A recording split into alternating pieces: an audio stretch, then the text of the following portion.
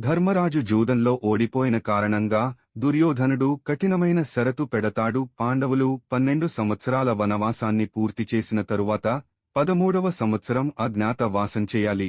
ఎవరైనా గుర్తుపడితే వనవాసం మళ్లీ మొదలవుతుంది. ఆ నియమం ప్రకారం పాండవులు వనవాసానికి బయలుదేరుతారు.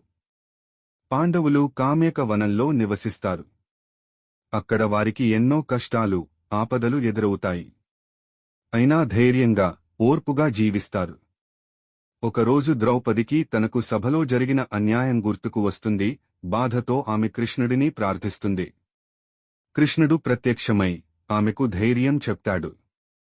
నీ అవమానానికి ప్రతీకారం తప్పక జరుగుతుంది అని ద్రౌపదికి భరోసా కలిగిస్తారు. అడవిలో పాండవులు ఎన్నో కష్టాలు ఎదుర్కొన్నారు. రోజువారీకి తిండి కూడా దొరకని పరిస్థితులు. అయినా ధైర్యంగా ఉంటారు. ఒకరోజు దుర్వాస మహర్షి మరియు అతని అనేకమంది శిష్యులు ఆకస్మికంగా పాండవుల వద్దకు వచ్చారు. వారికి భోజనం పెట్టమన్నారు. ద్రౌపది శ్రీకృష్ణుని ప్రార్థించింది. అక్షయపాత్రలో తినటానికి చివరి ముద్ద ఉండగా శ్రీకృష్ణుడు తిని ఆ మహర్షులను తృప్తిపరిచాడు. పాండవులు 12 సంవత్సరాల వనవాసాన్ని పూర్తి చేసిన తరువాత ఇప్పుడు 13వ సంవత్సరం అజ్ఞాతవాసం చేయాల్సి వచ్చింది. ఈ కాలంలో వారు ఎవరికీ గుర్తుపట్టకుండా జీవించాలి.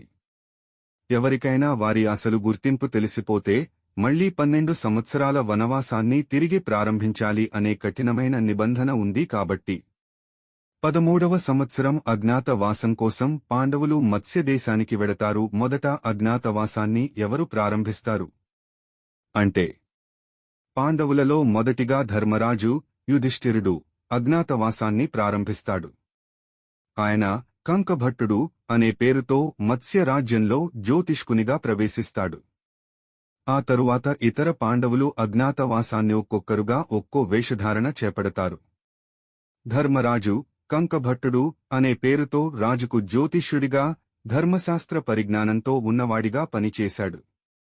భీముడు మహాబలుడు అయిన భీముడు రాజమహాల వంటవాడిగా, బల్లవుడుగా మారిపోయాడు. అర్జునుడు బ్రహ్మచారి అయిన అర్జునుడు ఒకసారి ఊర్వశి శాపం వల్ల మహిళా స్వభావం పొందాడు. అతడు బృహన్నల అనే నర్తకిగా రాజకుమార్తె ఉత్తరాకు నాట్యం బోధించాడు. నకులుడు గుర్రాల సంరక్షణలో నిపుణుడైన నకులుడు గుర్రాల సంరక్షకునిగా మారాడు. సహదేవుడు పశు సంరక్షణలో నిపుణుడైన సహదేవుడు పశువుల సంరక్షకుడిగా పనిచేశాడు. ద్రౌపది సైరంధ్రి అనే పేరుతో ఉత్తరాయి మహారాణికి సేవకురాలిగా పనిచేసింది. ఒకరోజు మత్స్య రాజైన విరాటుడి సోదరుడు కీచకుడు ద్రౌపదిని చూచి ఆమెపై కన్నేశాడు. ఆమెను వేధించసాగాడు. ద్రౌపది భీముని దగ్గరకు వెళ్లి తన అవమానాన్ని వివరించింది. భీముడు రాత్రి కీచకుణ్ణి గుడిలోకి రమ్మని చెప్పి అతడితో భీకరంగా యుద్ధం చేసి చంపేశాడు. కీచకుడి దేహం అజ్ఞాతంగా ముక్కలై ఉండిపోయింది. కీచకుని మరణానికి దుర్యోధనుడు అనుమానం పెట్టుకుని విరాట రాజ్యంపై దాడికి సిద్ధమయ్యాడు. విరాట రాజు దండయాత్రలో ఉండగా ఉత్తర కుమారుడు తన సైన్యంతో వెళ్లాడు.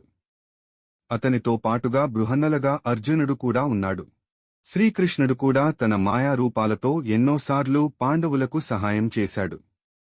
పాండవులు తమ నిజమైన రూపాన్ని దాచుకుని గుర్తుపట్టకుండానే మత్స్య రాజ్యంలో జీవించసాగారు. వాళ్ల వేషాలు మారినా ధర్మానికి చేసుకున్న నిబద్ధత మాత్రం మారలేదు. పాండవులు ఎక్కడ ఉన్నారో దుర్యోధనుడు తెలుసుకోవాలనే తాపత్రయంతో సైనికులను పంపిస్తాడు.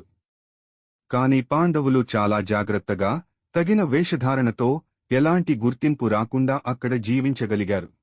మీకు ఈ వీడియో నచ్చితే లైక్ చేయండి, మీ మిత్రులతో షేర్ చేయండి. ఇంకా ఇటువంటి వీడియోల కోసం మా ఛానల్ను సబ్స్క్రైబ్ చేయండి. మీరు చూసినందుకు ధన్యవాదాలు.